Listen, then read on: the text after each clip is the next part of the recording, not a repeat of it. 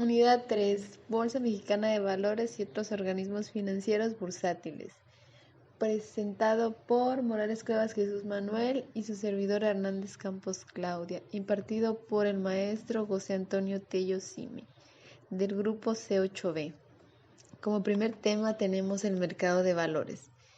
El mercado de valores orienta los recursos financieros de las empresas emisoras a la generación de empleos, pago de impuestos, producción de satisfactores y bienestar para trabajadores, proveedores, propietarios y gobierno. El mercado de valores lo integra el conjunto de instituciones, instrumentos, autoridades, así como oferentes y demandantes de valores y de dinero. Este mercado de valores es un conjunto de oferentes y demandantes de fondos a corto, mediano y largo plazo, representado por instrumentos de capacitación y colocación de recursos a través de instituciones e intermediarios financieros. El mercado bursátil es un tema muy relevante en la realidad económica mundial, ya que por sí mismo un indicador de la marcha de la actividad económica y a su vez es muy sensible a los movimientos de esta, tanto en el ámbito actual como esperado. El mercado bursátil es hoy una posibilidad para cubrir las necesidades de financiamiento, ya que es eficaz para competir en mejores condiciones en una economía cada vez más globalizada. El financiamiento bursátil es una herramienta que permite a las empresas ejecutar diversos proyectos de mejora y expansión. Una empresa se puede financiar a través de la emisión de acciones u obligaciones o de títulos de deuda. El financiamiento obtenido le sirve a la empresa para optimizar costos financieros, obtener liquidez inmediata, consolidar y liquidar pasivos, crecer, modernizarse, financiar investigación y desarrollo, planear proyectos de inversión y financiamiento a largo plazo. Las empresas que requieren recursos para financiar su operación o proyectos de expansión pueden obtener a través del mercado bursátil mediante la emisión de valores que son puestos a disposición de los inversionistas e intercambiados en el mercado de valores. Se puede dividir en mercado de dinero, el cual es un conjunto de oferentes y demandantes de fondos a plazos hasta de un año, representado por instrumentos de captación y colocación de recursos. En mercado de capitales, que es el conjunto de oferentes y demandantes de fondos a plazos mayores a un año, representado por instrumentos de capacitación y colocación de recursos a mediano y largo plazo.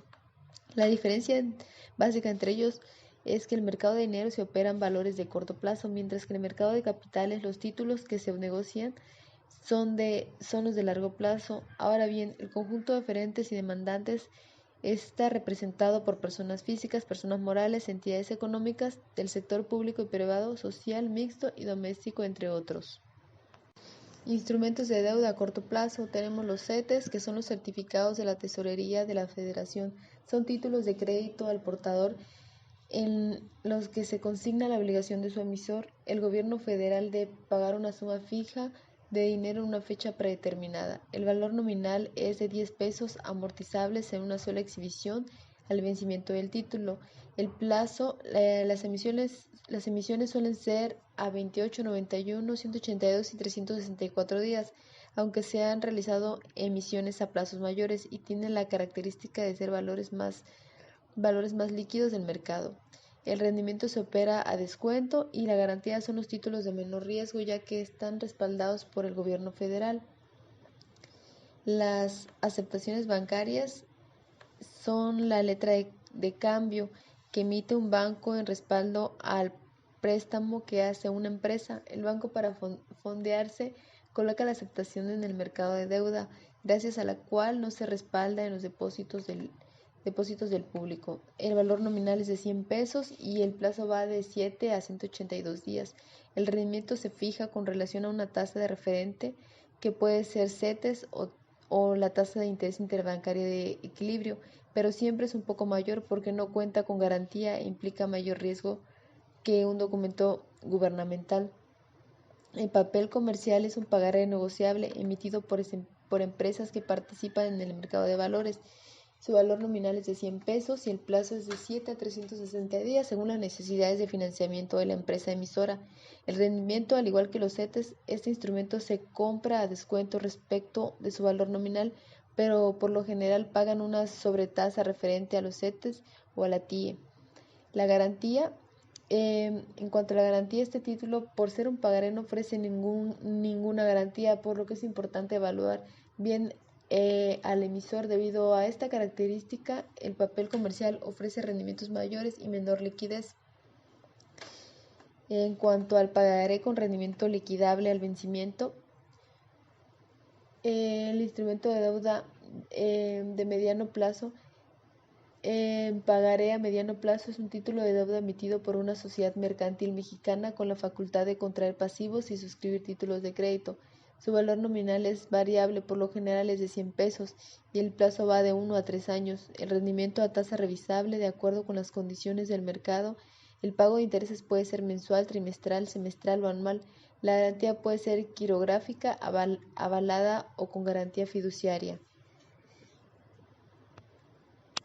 En cuanto a los instrumentos de deuda a largo plazo, tenemos los UDIBonos. Este instrumento está indizado al Índice Nacional de Precios al Consumidor para proteger al inversionista de las alzas inflacionarias y está avalado por el gobierno federal. El valor nominal es de 100 UDIs. El plazo es de 3, 5 y 10 años con pagos semestrales. El rendimiento opera a descuento y da una sobretasa por encima de la inflación del periodo correspondiente. Los bonos de desarrollo, conocidos como bondes, son emitidos por el gobierno federal. Su valor nominal es de 100 pesos y el plazo, su vencimiento mínimo es de 1 a 2 años. El rendimiento se coloca en el mercado de descuento con rendimiento pagable cada 28 días. Existe una variedad de este instrumento con rendimiento pagable cada 91 días llamado Bonde 91. En cual ha sido sustituido por otro instrumento de idénticas características denominado Bondes T. El pagaré de indemnizaciones carretero se le conoce como PIC-FARAC. Es un pagaré avalado por el gobierno federal a través del Banco Nacional de Obras y Servicios en el carácter de fiduciario. Su valor nominal es de 100 UDIs y el plazo va de 5 a 30 años. El rendimiento en moneda nacional de este instrumento dependerá del precio de adquisición con pago a la tasa de interés fija cada 182 días. En cuanto a la garantía, pues lo ve el gobierno federal. Los bonos BPAS, emisiones del Instituto Bancario de Protección al Ahorro con el fin de hacer frente a sus obligaciones contractuales y reducir gradualmente el costo financiero asociado a los programas de apoyo a ahorradores. Su valor nominal es de 100 pesos amortizables al vencimiento de los títulos en una sola exhibición. El plazo es de 3 años y el rendimiento se coloca en el mercado de descuento y sus intereses son pagaderos cada 28 días. La tasa de interés será mayor entre la tasa de rendimiento de los CETES al plazo de 28 días y la tasa de interés anual más representativa en el Banco de México de a conocer para los pagarés con rendimiento liquidable al vencimiento al plazo de un mes. La garantía lo ve el gobierno federal y el certificado bursátil es un instrumento de deuda de mediano y largo plazo. La emisión puede ser en pesos o en unidades de inversión. Su valor nominal es de 100 pesos o 100 unidades de inversión dependiendo de la modalidad. El plazo es de un año en adelante y su rendimiento puede ser a tasa revisable de acuerdo a condiciones de mercado por mes, trimestre o semestre, etc. Fijo determinado desde el inicio de la emisión, a tasa real, etc. El pago de interés puede ser mensual, trimestral, semestral. La garantía es quirografaria, avalada, fiduciaria, etc. Al acudir al mercado de valores para obtener financiamiento, permite que las empresas reflejen de manera constante su valor en el mercado.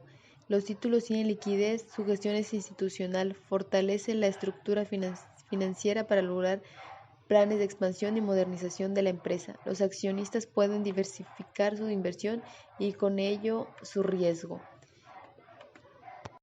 En cuanto al punto 3.2, mercado de capitales, el mercado de capitales es el que comprende instrumentos de inversión a largo plazo, considerados como operaciones de riesgo. Se realizan operaciones que ofrecen un rendimiento predeterminado y garantías específicas. El mercado de capitales también se puede definir como el conjunto de oferentes y demandantes de instrumentos de títulos, valor o activos financieros, que permite financiar las organizaciones en plazos mayores de un año. Las obligaciones son instrumentos emitidos por empresas privadas que participan en el mercado de valores. Son títulos de crédito nominativos que representan una deuda para el emisor y un crédito para los compradores o inversionistas. En cuanto al valor, el valor nominal es variable, su plazo es entre 3 y 8 años, su amortización puede ser al término del plazo o en parcialidades anticipadas. El rendimiento dan una sobretasa teniendo como referencia a los CETES o TIE. La garantía puede ser quirografaria o fiduciaria, avalada, hipotecaria o prendataria.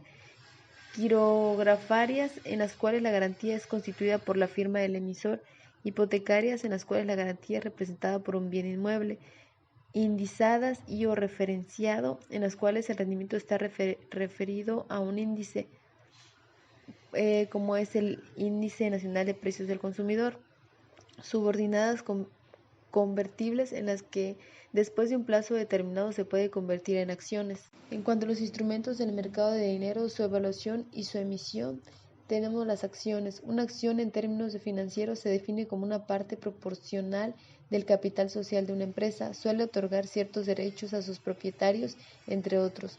Parte de los beneficiarios, una cuota de la liquidación en caso de disolución, voto en las juntas generales y derecho preferente de suscripción de acciones nuevas. Los bonos. Un bono es una promesa de pago futuro de adquirir la entidad que lo emite con los inversionistas que lo compran. De esta forma, el emisor del bono consigue dinero para realizar sus proyectos. Al terminar el plazo pactado con el inversionista, el emisor devuelve el dinero más un rendimiento adicional por el préstamo recibido. Las condiciones de este tipo de transacciones se determinan previamente en un documento llamado prospecto de la emisión. Un bono es emitido a valor nominal. Esto quiere decir que cuando se emite el instrumento, este es expresado con el valor que tendrá cuando llegue el momento de su vencimiento. Un bono es un título o valor que otorga al tenedor, o sea, al acreedor, el derecho a reclamar un flujo específico de pagos por el emisor. Es un valor por el cual se paga un interés a tasa fija. El título de crédito que representa la participación individual en un crédito colectivo a cargo del emisor. Los bonos pueden ser emitidos a la orden del portador y deben expresar la obligación de pagarlos a su tenedor en los plazos, términos y demás condiciones relativas a su emisión. El interés pactado se cubre por medio de cupones que van adheridos a los propios títulos. Existen muchas formas en las que la empresa y gobiernos pueden obtener recursos para financiar sus proyectos de inversión. Una de ellas es el bono. Para la emisión de acciones. Cuando se emiten acciones, los rendimientos para el inversionista que las ha adquirido se presentan de dos formas. Primero tenemos los dividendos, que son el pago de las utilidades que genera a empresa por su operación. Las acciones permiten al inversionista crecer en sociedad con la empresa y por lo tanto participar de sus utilidades. Las ganancias del capital son el diferencial entre el precio al que se compró y el precio al que se vendió la acción en un tiempo determinado. En esta ganancia de capital no existe el plazo, pues la decisión de venderlo o retenerlo reside exclusivamente en el tenedor. El precio está en función del desempeño de la empresa emisora y de las expectativas que haya sobre su desarrollo. En cuanto a las acciones, una acción en términos financieros se define como una parte proporcional del capital social de una empresa. Suele otorgar ciertos derechos a sus propietarios, entre otros, parte de los beneficios, una cuota de la liquidación en caso de disolución, voto en las juntas generales y derecho preferente de suscripciones de acciones nuevas. La clasificación de las acciones tenemos como primer punto las acciones ordinarias, que se refieren a aquellas que tienen voz y voto, así como derecho a percibir dividendos. Su responsabilidad está limitada a la cuantía de su inversión o del valor de la acción. Las acciones preferentes, que ésta se refiere por lo regular a aquellas que conceden ciertos privilegios a los poseedores.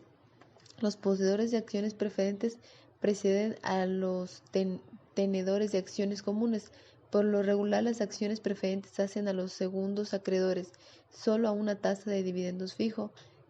La acción preferente acumulable otorgan derechos de dividendos preferenciales.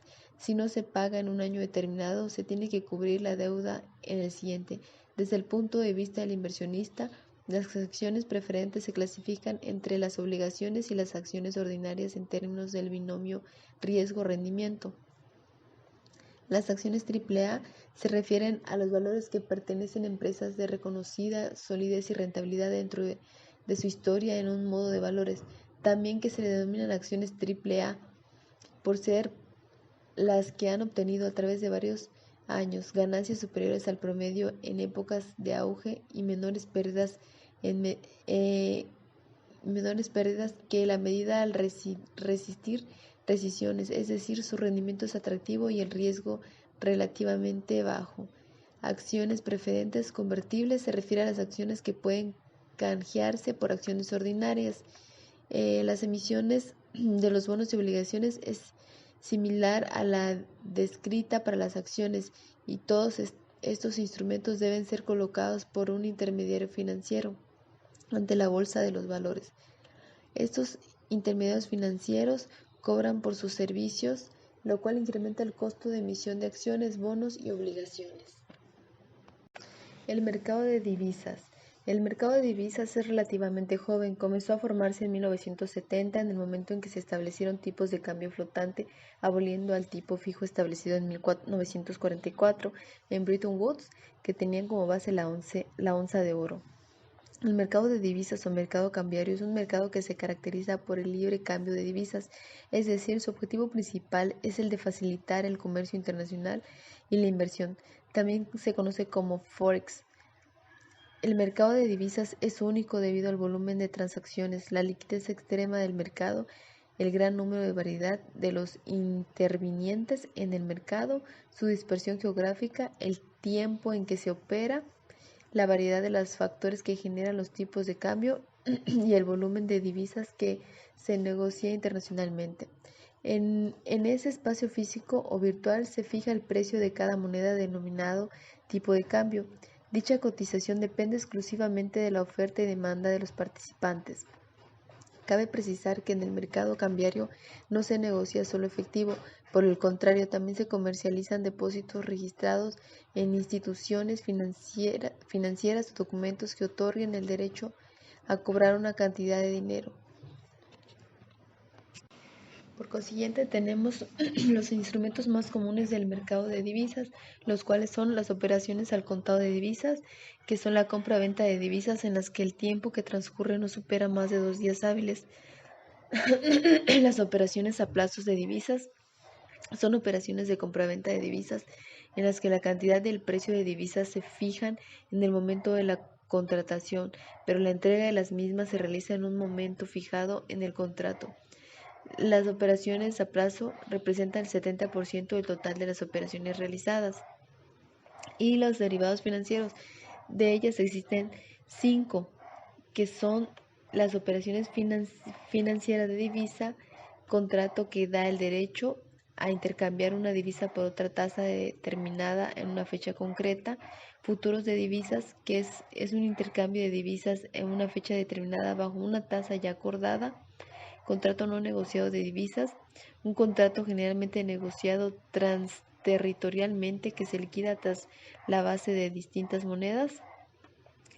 Futuros a plazo es un intercambio de una divisa por otra a la tasa de un día futuro predeterminado. Y el swap de divisas es un contrato que se caracteriza por la peculiaridad de comprar y vender una cantidad de divisas y de revender y recomprar las divisas a una tasa determinada en una fecha concreta. Los factores por los que los tipos de cambio pueden variar son por los económicos, los cuales la inflación son como la inflación, el déficit público, el Producto Interno Bruto, el desempleo, etc. Los políticos, que es la política monetaria de un país. Los psicológicos, debido a los rumores que existieron de una menor importancia, pero no es así. Como tal, existe un ejemplo que sucedió el 23 de abril de 2013, ya que un rumor de un atentado en la Casa Blanca vía Twitter hizo tambalear la bolsa del Wall Street durante algunos minutos y los índices llegaron a caer más de 1%. Las características del mercado de divisas. Entre las características del mercado Forex destacan la gran escala, que ésta se reporta un gran número de operaciones de intercambio de monedas alrededor del mundo, configurándose el que es considerado el mayor mercado financiero. La variedad participante, muchos tipos de actores, desde entidades internacionales hasta personas naturales que se acercan a una casa de cambio. Asimismo, se ofrece una alta gama de activos financieros, forwards, opciones, entre otros. Agilidad. Es fácil comunicar al demandante con el oferente. Las transacciones pueden realizarse por diversos medios como la ventanilla del banco o a través de una computadora. La utilidad permite satisfacer las necesidades de los agentes por una moneda en particular. Esto es importante. Por ejemplo, si las partes que ha cerrado un contrato no se encuentran en el mismo país, en este caso normalmente el comprador deberá adquirir divisa extranjera. También tenemos las instituciones del mercado de divisas. Los principales participantes del mercado cambiario son los bancos comerciales. Estos intermediarios financieros permiten transar divisas a sus clientes. Además, realizan compra y venta de monedas en la administración de sus depósitos, buscando mantener, por ejemplo, un porcentaje en dólares. Los bancos centrales son las autoridades monetarias de cada país. Dichas entidades intervienen para evitar fuertes fluctuaciones en el tipo de cambio. Para ello cuentan con instrumentos de política monetaria como certificados de depósito. Las empresas acuden al mercado cambiario para comprar y vender divisas. Por ejemplo, pueden ser importadores que necesiten adquirir moneda extranjera para pagar a sus proveedores. Las casas de cambio permiten al público cambiar parte de su capital de una divisa a otra, realizan transacciones en efectivo. Este mercado ayuda a realizar compras y ventas de empresas de diferentes países sin que ellos compartan la misma moneda. Por ejemplo, se permite que una empresa de Estados Unidos importe productos europeos y pague en euros, aunque los ingresos de esa empresa sean dólares. Para conocer el valor de una moneda con respecto a otra se utiliza el conversor de divisas. Se refiere al mercado en el que el activo que se intercambia son las divisas de los distintos países entre las instituciones financieras, de forma que queden fijos los tipos de cambio oficiales. Se clasifica en el mercado de divisas al contado, caracterizado porque la entrega de divisas se produce a 2 días, y el mercado de divisas a plazo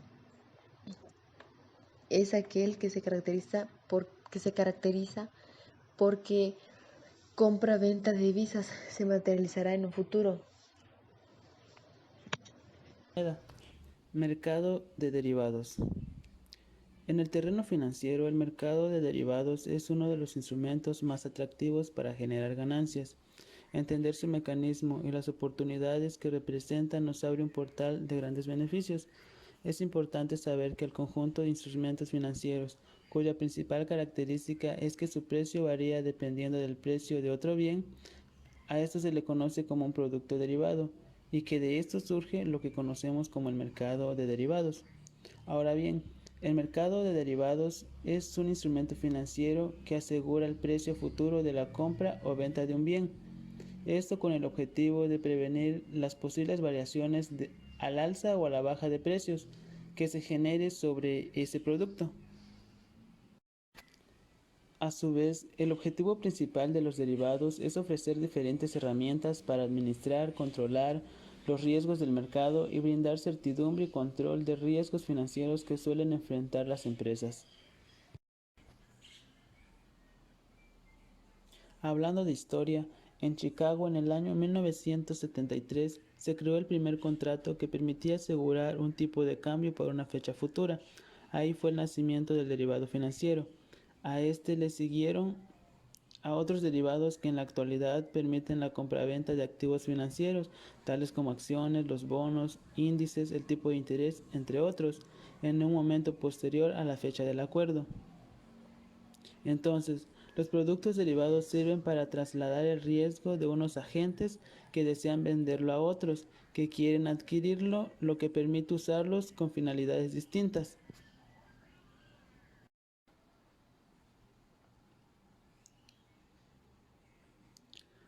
Por ejemplo, alguien entrega un vale por un producto el día 15 de abril para entregar el 15 de julio. El bien subyacente o de referencia sería el producto y el vale será el contrato de futuro, que vendría siendo el derivado. Entonces el precio o valor de ese vale por ese producto va a cambiar según suba o baje el precio del mismo. El día de la entrega, que sería el 15 de julio, hay dos opciones. Una de ellas es que pueden darme el producto sin importar lo que valga, pues ya tengo el vale por ese producto. Pero si necesito dinero, alguien me puede comprar el vale y yo lo vendería a lo que en ese momento valga el producto del que se trate.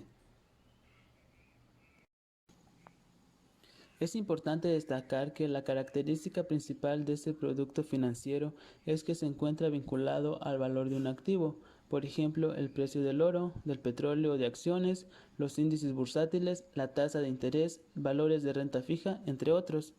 También ofrecer diferentes herramientas para administrar y controlar riesgos de mercado y brindar certidumbre y control de los riesgos financieros que enfrentan las empresas, obteniendo una planeación financiera confiable y así eliminando o minimizando la fluctuación de precios en los mercados, es decir, se administran los riesgos.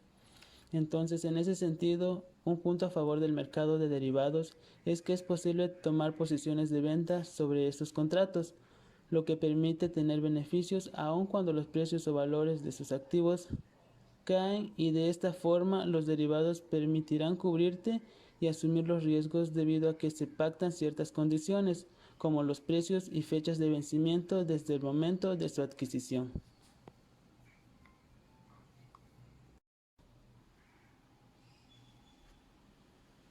Las desventajas de este mercado es que al no saber cuál es el precio real de las acciones o productos, se puede estar jugando con un arma de doble filo, ya que si invertiste cierta cantidad de dinero y el producto pierde valor, estarías perdiendo parte de tu capital. Y al tratarse de algo que no tiene valor oficial, las personas pueden especular sobre el precio de liquidación, que al final te puede llevar a una sorpresa no tan agradable, porque este tipo de mercado requiere de un buen análisis y estudio de finanzas, y si se utiliza mal la herramienta de apalancamiento, puede estar generando riesgos con el dinero invertido.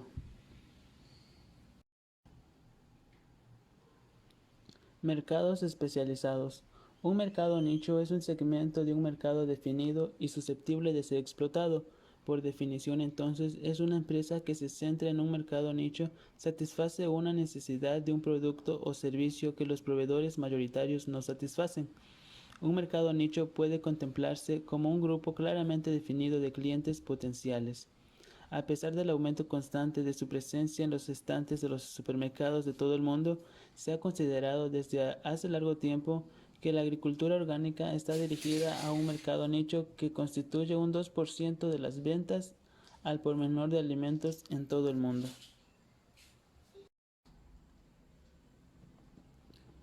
Mercados emergentes. Los mercados emergentes son economías con ingresos per cápita de bajos a medios, tal y como la Corporación Financiera Internacional del Banco Mundial estableciera en el año 81.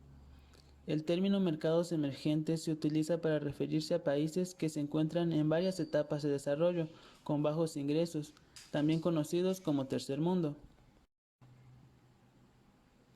Dada esta definición, sorprende comprobar que estos países representan aproximadamente el 80% de la población mundial, a la vez que suponen alrededor del 20% de las economías del mundo.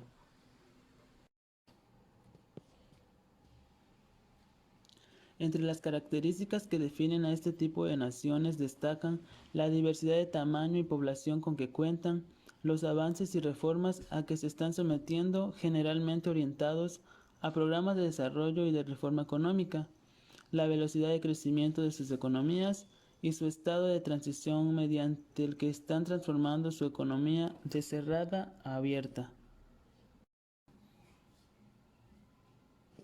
Todo mercado emergente conlleva a un país embarcado a un programa de reforma económica que, por norma general, tiene como objetivos alcanzar niveles más sólidos y más responsables de desempeño económico, ganar en transparencia y aumentar la eficiencia en el mercado de capitales. Así, una de las maneras de detectar a los mercados emergentes es comprobando que se produce un aumento de la inversión, tanto nacional como extranjera, crecimiento que implica que el país ha sido capaz de construir confianza en la economía local y que los flujos inversionistas toman esa dirección atrayendo a otros. Las consecuencias de este proceso son la inyección de moneda extranjera en la economía local, el aumento de volumen del mercado de valores y, a largo plazo, la mejora y saneamiento de la infraestructura del país. El reto más importante al plantearse la inversión en algún mercado emergente es controlar el riesgo. Por ello es fundamental tener en cuenta algunas recomendaciones. Por ejemplo, prevenir, controlar y contener las pérdidas relacionadas con la corrupción, así como conocer y comprender los matices de la legislación en el país y destino, monitorizar la eficiencia del modelo implementado para mantener las ganancias, atraer el talento local al negocio y ser un modelo de ética en los negocios. Algunas ventajas de este mercado son que los salarios de los trabajadores son mucho menores que los equivalentes en países desarrollados. Sin embargo, los empleados cuentan con pocos beneficios salariales en términos de seguridad social, pensión, etc. Cuentan con buenos recursos naturales tales como petróleo, gas, madera y minería. A medida que la explotación de recursos naturales en los países desarrollados lleguen a sus límites, aumenta la importancia de los mercados emergentes como proveedores. Aunque para resultar costoso extraer la materia prima, las leyes ambientales son menos estrictas y a largo plazo se espera que muchos de estos países logren desarrollarse y convertirse en consumidores importantes de bienes y servicios producidos por las multinacionales. Asimismo, existen los riesgos o desventajas, por ejemplo, la inestabilidad política frecuente, que es una de las fuentes de incertidumbre a la hora de invertir, ya que es necesario conocer el ambiente político al momento de tomar una decisión y prever los cambios por venir. Es común la necesidad de intermediarios para ciertas operaciones, para la cual se deben pagar honorarios o sobornos. Es necesario conocer la cultura del país. El idioma en ocasiones puede ser una desventaja, sin embargo, en la mayoría de estos países los altos ejecutivos dominan el idioma inglés, aunque pueden compartir ciertas características. Cada mercado tiene su propia cultura y un ambiente de negocios únicos. Es importante evitar las discusiones políticas, ya que los ejecutivos locales pudieran meterse en problemas con sus gobiernos si llegan a hablar de forma honesta o hacen críticas al sistema. También es necesario estar preparado ante un sector público pobre y corrupto, dado que los empleados públicos y los funcionarios de gobierno tienen un bajo salario, buscan obtener ingresos por otras vías y conseguir tratos que no son muy limpios, así como obtener licencias y permisos pueden resultar costosos y a veces resulta imposible por las vías legales. En muchos de estos países, la economía subterránea o informal constituye hasta un 50% del PIB del país. Las monedas locales suelen ser débiles, gracias a las políticas fiscales de a corto plazo y a la mala disciplina monetaria. Asimismo, la economía es generalmente inestable e imprescindible. Es por ello que las inversiones a largo plazo son poco frecuentes, prefiriéndose las operaciones con papeles comerciales, certificados de depósito y letras de tesoro o corto plazo. Y por último, los mercados financieros son inmaduros, ya que pocas empresas cotizan en la bolsa, la liquidez es muy baja y no existe un mercado para bonos. Los mercados emergentes hoy. Para determinar qué países se pueden considerar como naciones con potencial dentro de los mercados emergentes, se evalúan 13 criterios, como por ejemplo la inflación, el déficit del gobierno, la deuda externa, las tasas de inversión, la apertura de la economía, la penetración de la telefonía, penetración de las computadoras, de Internet, la duración media de la educación secundaria, la esperanza de vida, la estabilidad política, la legislación y sistema judicial y así como la corrupción. Para el año 2001, las puntuaciones más elevadas fueron las recibidas por Brasil, Rusia, India y China. Poco después, las inversiones apuntaban hacia Colombia, Indonesia, Vietnam, Egipto, Turquía y Sudáfrica, pero hoy día la tendencia la marcan los de México, Indonesia, Nigeria y Turquía.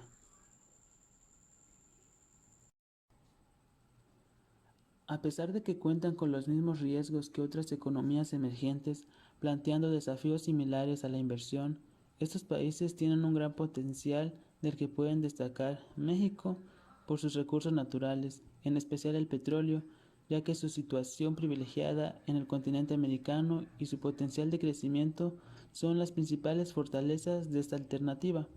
Por su parte, Indonesia destaca el carbón, es el más importante, aunque no es nada desfavorable su fuerza laboral, que promete grandes oportunidades.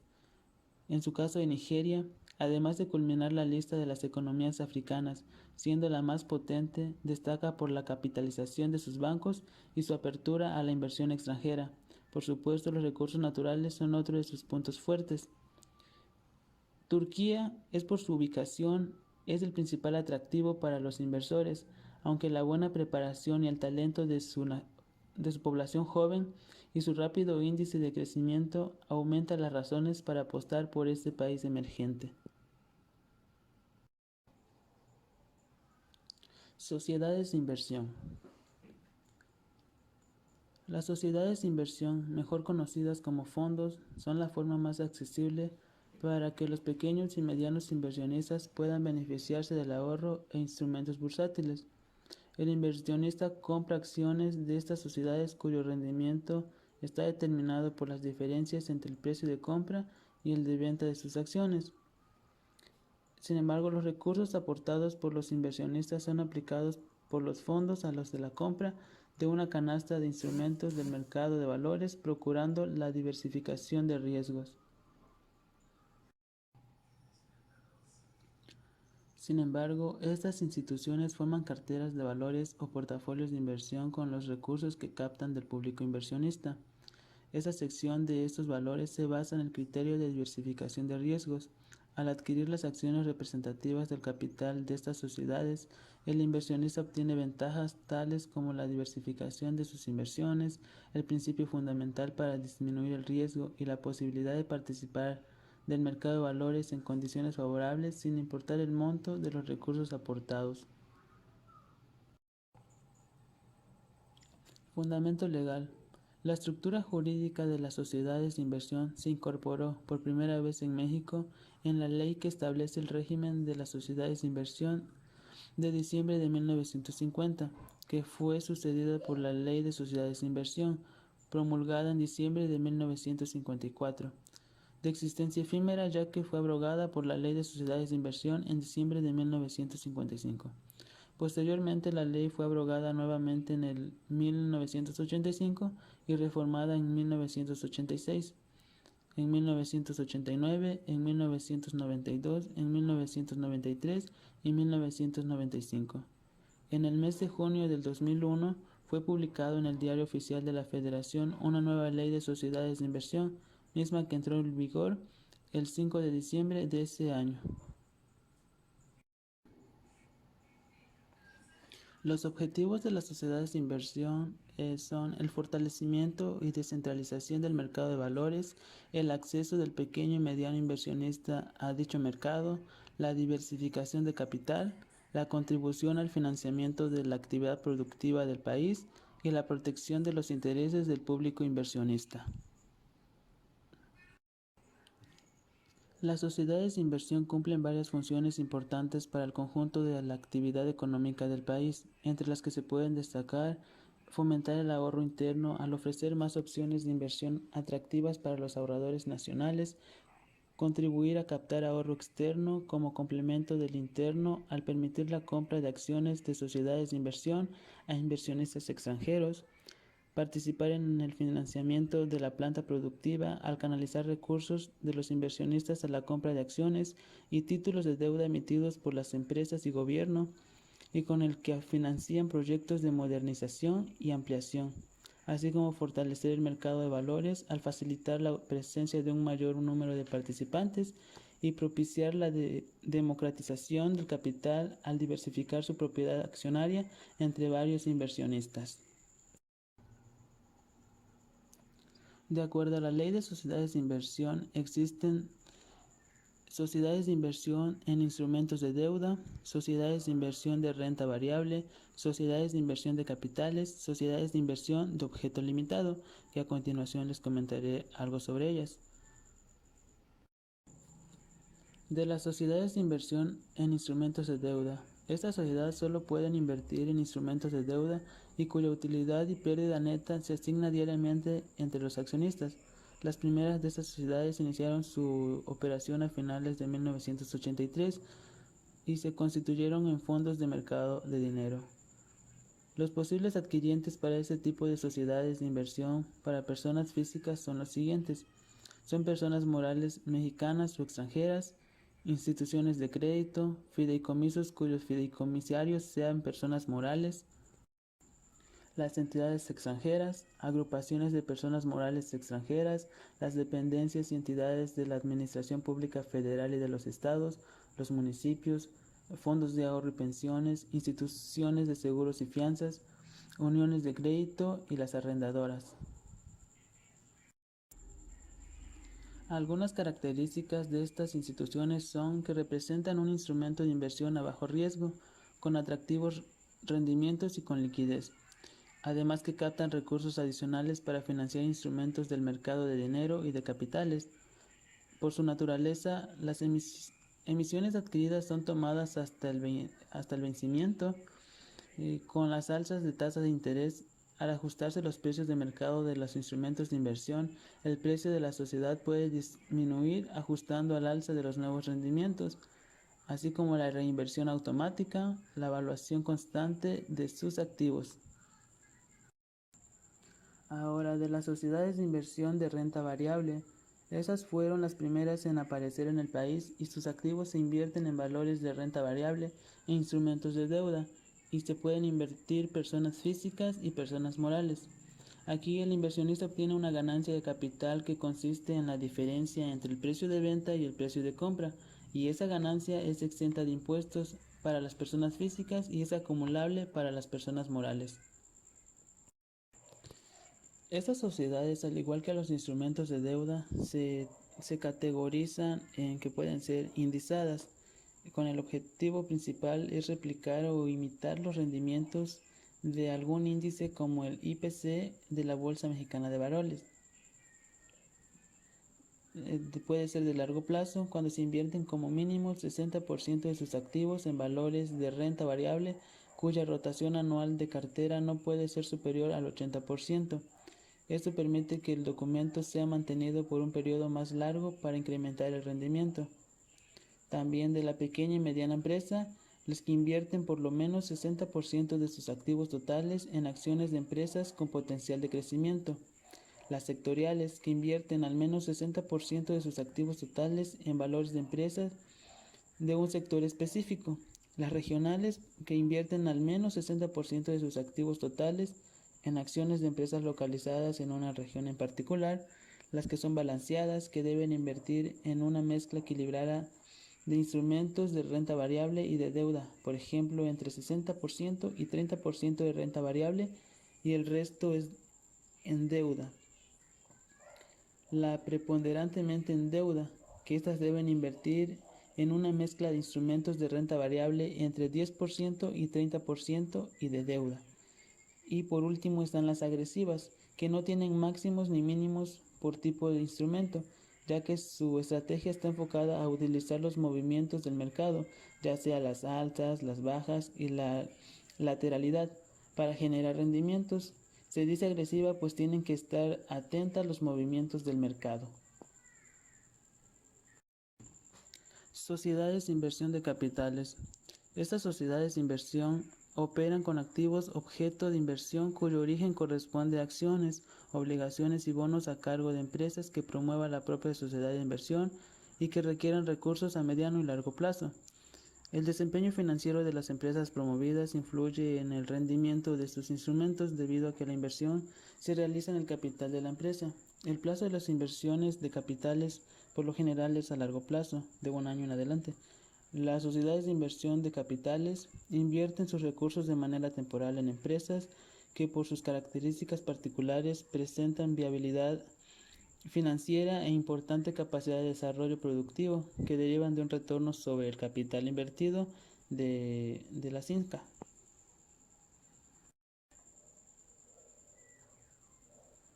Sociedades de inversión de objeto limitado. Estas sociedades van a operar con valores y documentos emitidos por empresas que requieren recursos a largo plazo y cuyas actividades están relacionadas preferentemente con los objetivos de Planeación Nacional del Desarrollo. Generalmente estas sociedades nacen de la unión de grupos de personas con un objeto o fin común que se unen para crear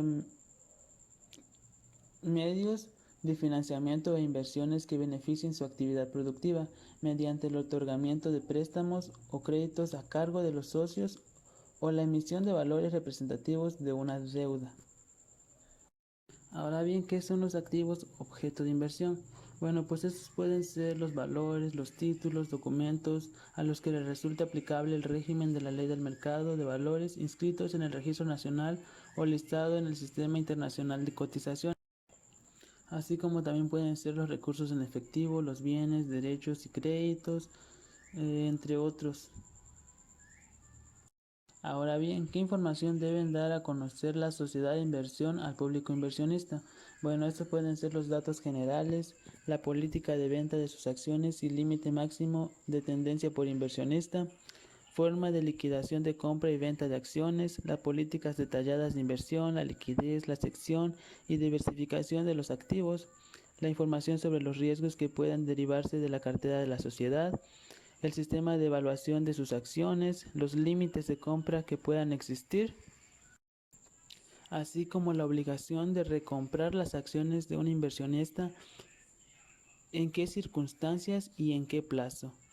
Ahora, tratándose de sociedades de inversión abiertas, las políticas para la recompra de las acciones representativas de su capital y las causas por las que se suspendieran dichas operaciones, lo anterior atendiendo el importe de su capital pagado a la tendencia de cada inversionista y a la composición de los activos de cada sociedad de inversión.